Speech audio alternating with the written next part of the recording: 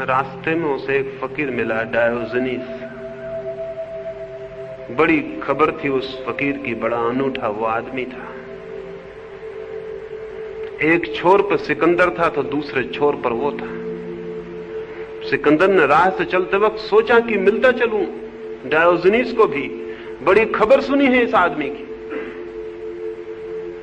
नंग धड़ंग नंगा ही वो रहता था, एक छोटे से टीन के पोंगरे में पड़ा रहता था।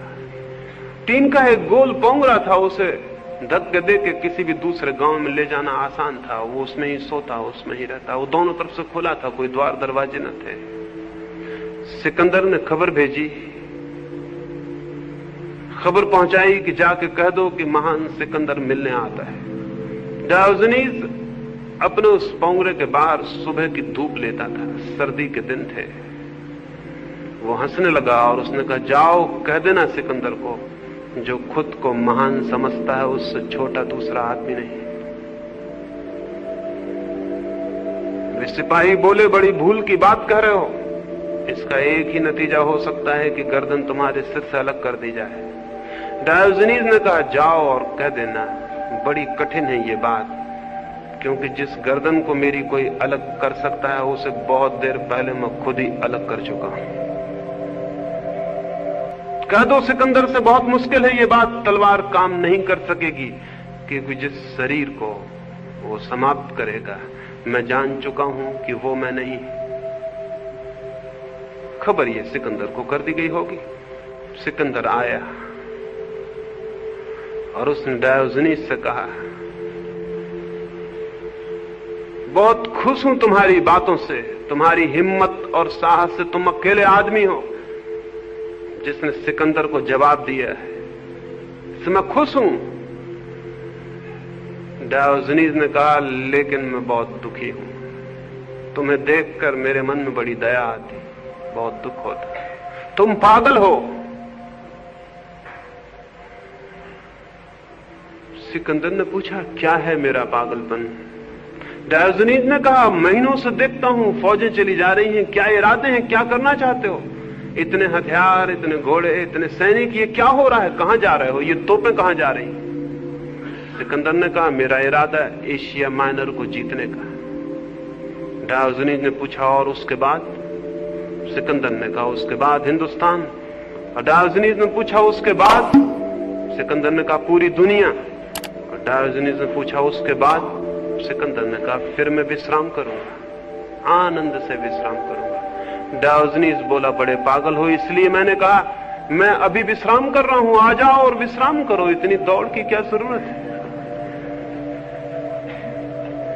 अगर अंत में विश्राम ही करना है तो इतनी दौड़ की क्या जरूरत है? और अगर अंत में अपने पर ही लौटना है तो इतनी सारी दुनिया के भ्रमण करने की क्या जरूरत है? कहते हो आखिर में अपने पर लौट आऊंगा, अपने घर और विश्राम करूंगा, तो इतनी दौड़, नाहक समय खो रहे हो। इतनी देर और विश्राम कर ले सकते हो। और फिर मेरे झोपड़े में 2 किला काफी जगह है, आ जाओ। जैसा मैं विश्राम कर रहा हूं तुम भी करो।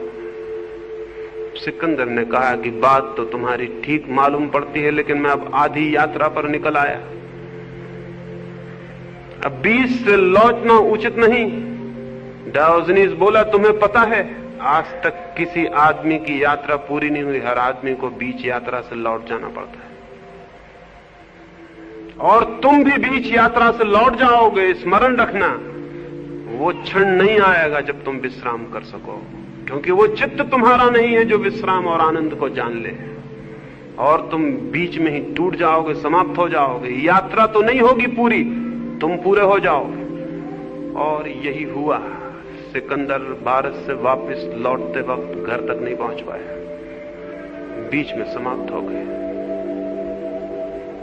फिर तो बड़ी अजीब एक और घटना घटी, और वो ये कि जिस दिन सिकंदर की मृत्यु हुई, संयोग की बात उसी दिन डायोजनीस की भी मृत्यु हुई।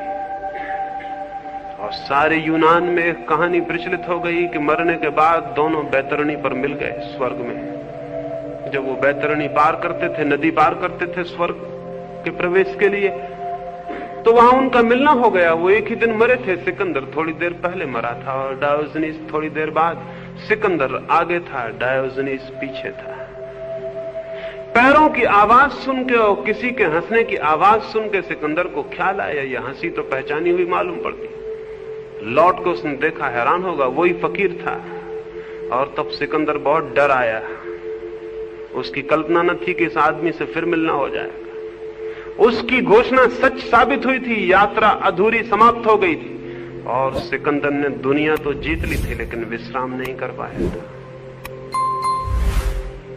शायद डायोजनीस इसलिए हंस रहा था, लेकिन अपनी झेप और अपनी हीनता मिटाने को सिकंदर ने जोर से खुद भी हंसा और चिल्ला के कहा कि बड़ी खुशी की बात है डायोजनीस, हम दोनों का फिर मिलना हो गया।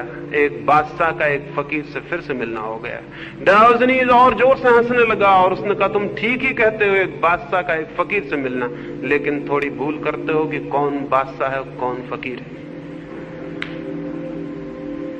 बादशाह पीछे है और फकीर आगे है। मैं सब कुछ पाके लौट रहा हूं, तुम सब कुछ खो के लौट रहे हो, फिर कौन है बादशाह इसमें?